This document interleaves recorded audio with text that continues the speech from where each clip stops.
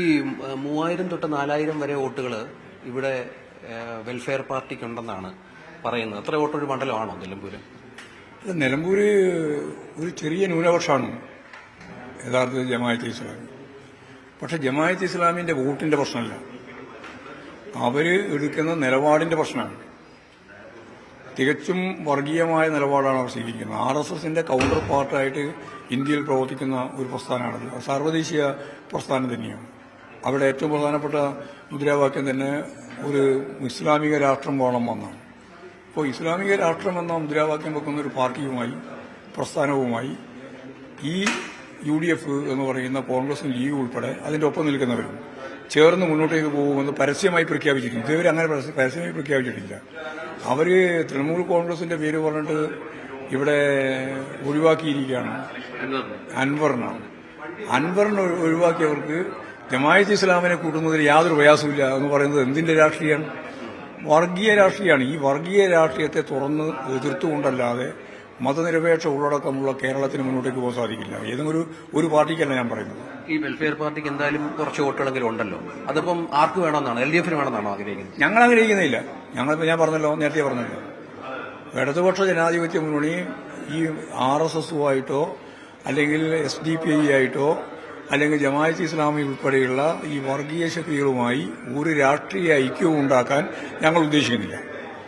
അപ്പം ഇന്നലെ സതീശൻ പറഞ്ഞത് 2009-ലും 2011-ലുമൊക്കെ പിണറായി വിജയൻ പിന്തുണച്ച് സംസാരിച്ചു, അതിന്റെ രേഖകളൊക്കെ പത്രസമ്മേളനത്തിൽ ഹാജരാക്കി. അത് ഇതിനെ ന്യായീകരിക്കാൻ വേണ്ടിയിട്ട് വിശദീകരിച്ചുകൊണ്ടിരിക്കുന്ന ഓരോ കാര്യം മാത്രമാണ്. ഞങ്ങളെ സംബന്ധിച്ചിടത്തോളം ഒരു രാഷ്ട്രീയ മുന്നണിയില്ല. ഒപ്പം PDP എന്നുമുതലാണ് LDFന് വർഗീയ കക്ഷി അല്ലാതായത്. ഞങ്ങൾ എല്ലാ കാലത്തും PDP സംബന്ധിച്ചിടത്തോളം അതിന്റെ കൃത്യമായ നിലപാടിനെ അടിസ്ഥാനപ്പെടുത്തിയിട്ടാണ് വിശകലനം ചെയ്യുന്നത്. ഇത് ഇത്ര കൊല്ലം കൊണ്ടല്ല. എല്ലാവർക്കും അറിയാലോ, PDP എടുത്തുകൊണ്ടിരിക്കുന്ന ആദ്യത്തെ നിലപാടുകൾ ശരിയായ നിലപാടായിരുന്നില്ല. അത് കഴിഞ്ഞ ഒരു ഘട്ടം കഴിഞ്ഞപ്പോൾ അദ്ദേഹത്തെ വേട്ടയാടാൻ നടത്തിയിട്ടുള്ള ശ്രമമാണ് പിന്നീട് ബോധ്യപ്പെട്ടുകൊണ്ടിരിക്കുന്നത്. അതുകൊണ്ടാണ് ഞാൻ പറഞ്ഞത് പീഡിപ്പിക്കപ്പെട്ട പ്രസ്ഥാനമായിട്ട് നിൽക്കുകയാണെന്ന്. അതായത് നിലപാട് മാറ്റിയാൽ കൂട്ടാന്നുള്ളതാണ്. ഇപ്പൊ ആര്യാ കൂട്ടാ? സതീശനെ കൂട്ടും. RSS മാറ്റിയാലും നിലപാട് സതീശനെ കൂട്ടില്ല. RSS നിലപാട് മാറ്റിയാലും ആരായാലും കൂട്ടും.